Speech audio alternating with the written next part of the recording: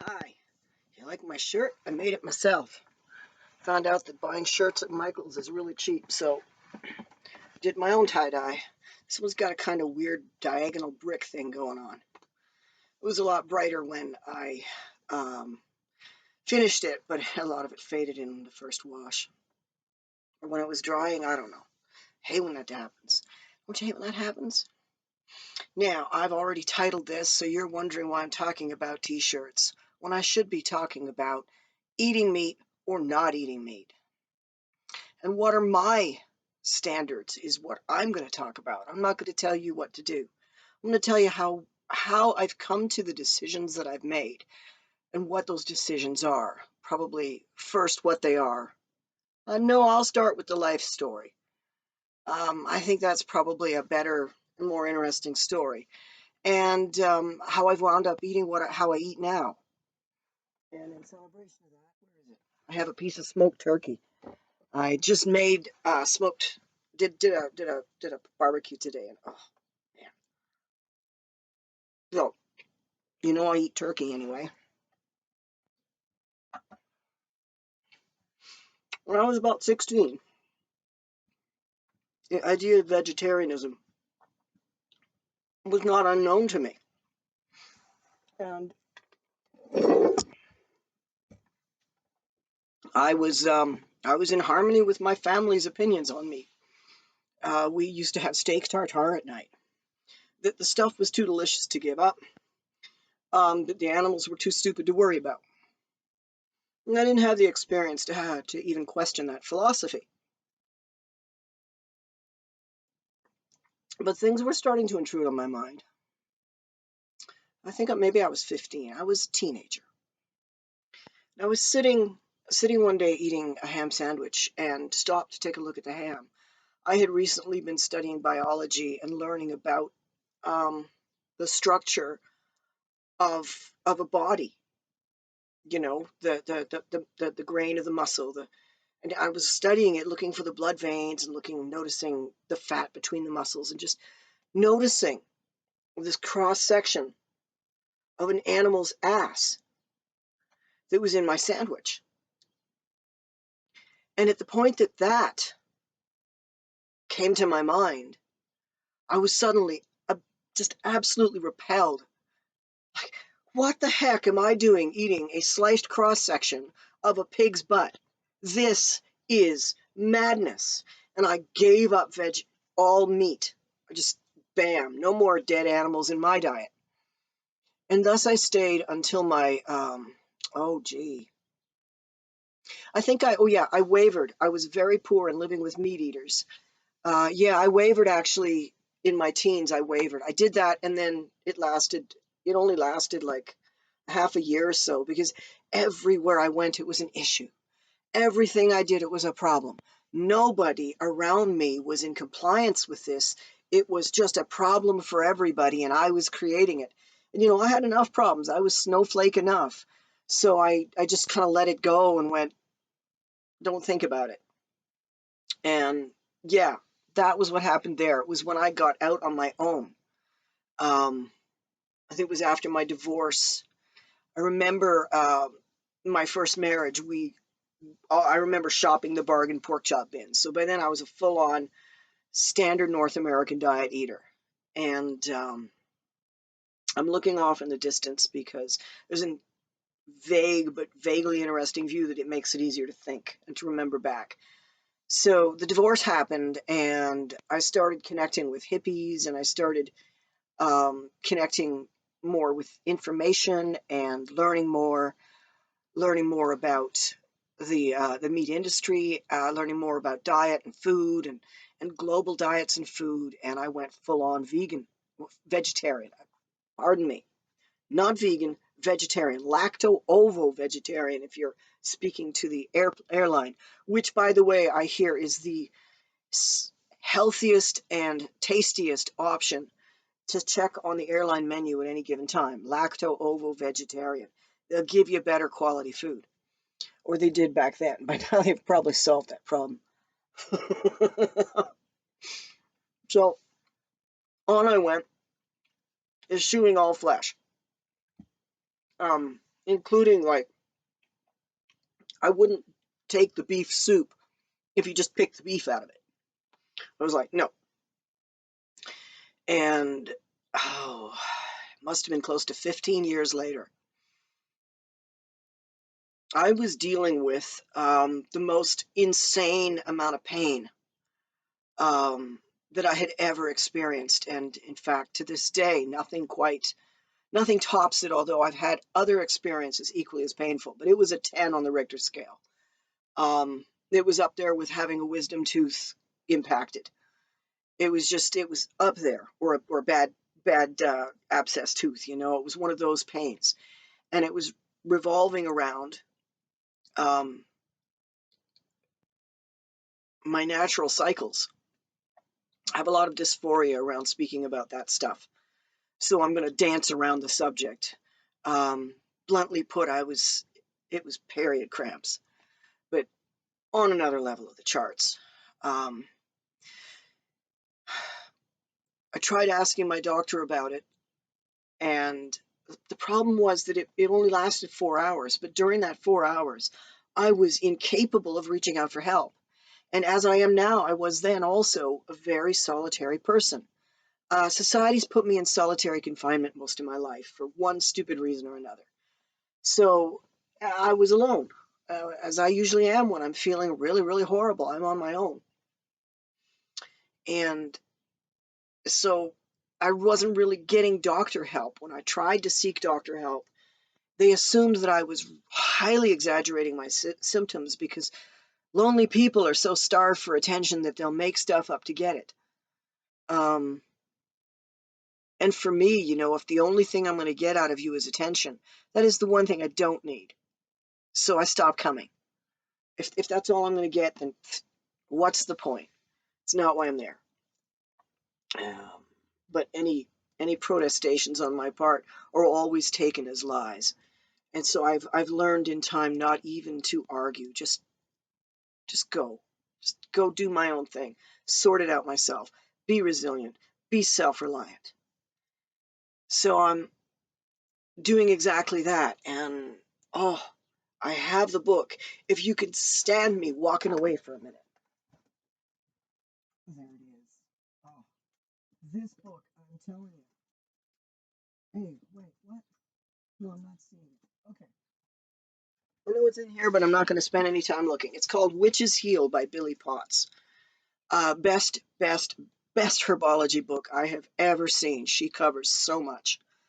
And one of the things that I read, it was just like a little side note, was that some vegan women will have these cramps, as I've been experiencing, as due to a shortage of a trace mineral that is difficult to get in a vegan diet, especially if you're not balancing it properly. And I knew that I wasn't, because I detest legumes. Always have, always will. The texture of those damn things, I tell you, it's like you're eating sand. I don't know. I don't even like peanuts. Just, it's not an allergy. It's just a distaste. A good green pea, fresh garden, fresh pea, is my exception to that rule. And French cut string green beans, that can also get past me. But all the rest of the legumes can just be fed to someone else. And so I knew that I wasn't getting an absolutely good diet, and I knew that. So when I read this, I went, oh, the easiest way to get that mineral back in my diet is to eat some protein. A dead animal, eat a dead animal. And so I started to experiment, and I only had to eat one chicken breast once a month to solve the problem. And that just, just the week before things were expected, I would have a serving of chicken, and problem went away. Now, if I had gone through the doctors, I probably would have wound up with a hysterectomy at that age, which for me would actually have been, yay! Being transgenders like that. But it would have involved way too much psychopharmaceutical chemistry and head meddling for me. way too much, because no doctor ever wanted to treat me if I wasn't first on whatever pet psych drug he was interested in at the moment. I've had that problem time and again, and I'm having that problem right now. So I had to put meat back in the diet. That was clear. And I kind of thought, well, I can't eat a pig. I just can't eat a pig. No more than I could eat a dog or a cat or a child. I can't eat a pig. Then, cows. I'm cool with them being milked, although I don't at me with the calves. I know about it. We have a lot of problems to solve. But dairy cattle seem to me like a reasonable compromise too. So I drew a line through birds. I'd had a pet chicken. I concluded that a chicken and a carrot were not so darn dissimilar in terms of experience in life. Does a carrot feel confined in its row, having to sit there and wait to be plucked? At what point does the carrot scream? At what point does the carrot feel pain? Is carrot juice murder? The arrogant worms think so.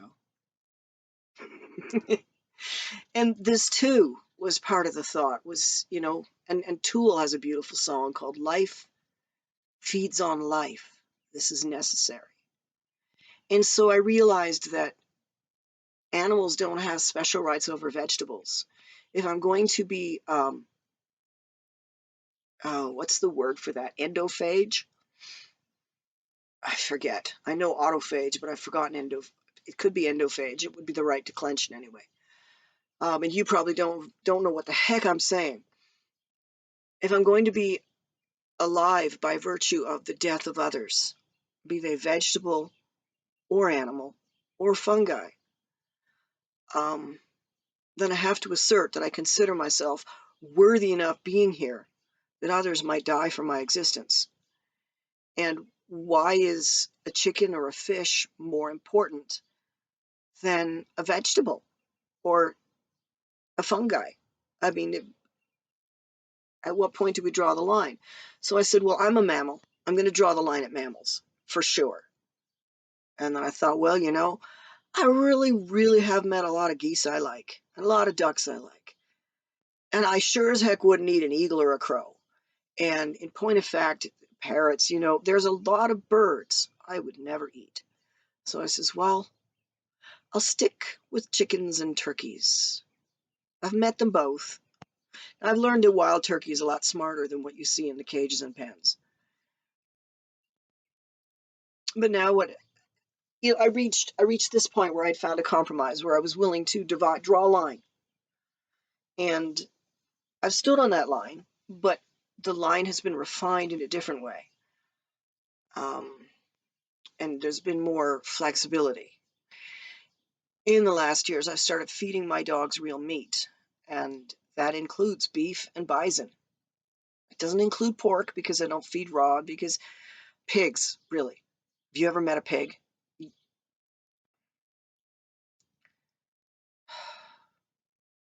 It'd be like eating a monkey. I don't know. They're too smart. Don't eat pigs. They're smart and they're filthy. There's just everything you shouldn't be eating. I know. Bacon's delicious. I like my turkey bacon. I've had to give up so much in life. I don't want to hear anybody whine about what they might have to give up. You make your decisions. You justify it for yourself. Nobody else's business and nobody else's problem.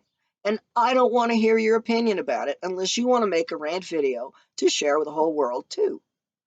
And then, yeah, tag me, at me, get me some traffic. So of late, I've had to add these other animals into the dog's diet, and I've married a carnivore who loves his steak. And I kind of have this weird little rule where you can't cook mammal meat in my pots and pans in my kitchen because, and this is honest truth, the smell of it is most offensive to my nose. You go long enough without eating the stuff, it actually smells like something that died and rotted, but it was a fast rot. It was a really weird smell. And I can even smell it, like if I'm cleaning a theater after everybody's left, I can smell the beef tallow hanging in the air, the pork lard hanging in the air. It's the weirdest aroma that comes out of your skin when you've been consuming pork lard, especially. And you wouldn't notice it if everybody around you smells like it, but when you go vegan or vegetarian, all of these things, just like when you stop smoking, you suddenly notice other smells. And so I kind of stuck with that for myself, and I've kind of made this rule. So but Mr. He does want his burgers, and so he cooks them on the barbecue, and he's happy with that. He's also got his canned chilies, so he's comfortable. He's content, and he understands too why reducing the volume of his consumption of these things is wise and a good idea. He understands that. He cares too about the animals. He does. And then the refinement that I was mentioning, the final part of this, I've finally come to the point where I focus what I purchase on the ethical choices. I've managed to find people who sell me meats that are from happy animals, animals that got to live a real life before they died. And sadly, they're not being killed gently enough for my liking yet. I'd like these animals to be killed without being transported first, in a special area on the farm, using tricks to keep them calm right up to the last minute, so that they're not screaming, and there's no stampeding, and there's no panicking, and there's no stress. And the other animals on the farm, they just know that they don't come back, and that this is the way of life, and it's not a big deal. And they don't, because animals don't think about those things. They're very in the moment. Animals are here now. They're not thinking about tomorrow, and they're not remembering yesterday. They've just got some programmed reflexes from left over from yesterday's events.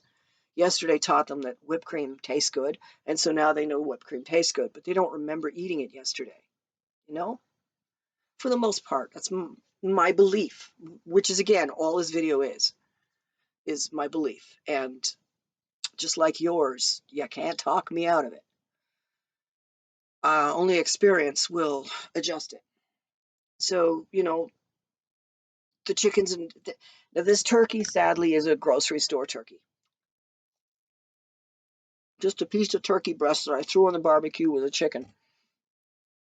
Look, the chicken is ethically sourced, free range, etc. The eggs, free ranged, etc. By trying very hard to direct my actions mindfully, purchasing from local sourced businesses, local based businesses, supporting local craftspeople. I have a hat coming that's coming from a local hat maker rather than Amazon. By trying to do these things, I offset the fact that this turkey had to go through what it went through.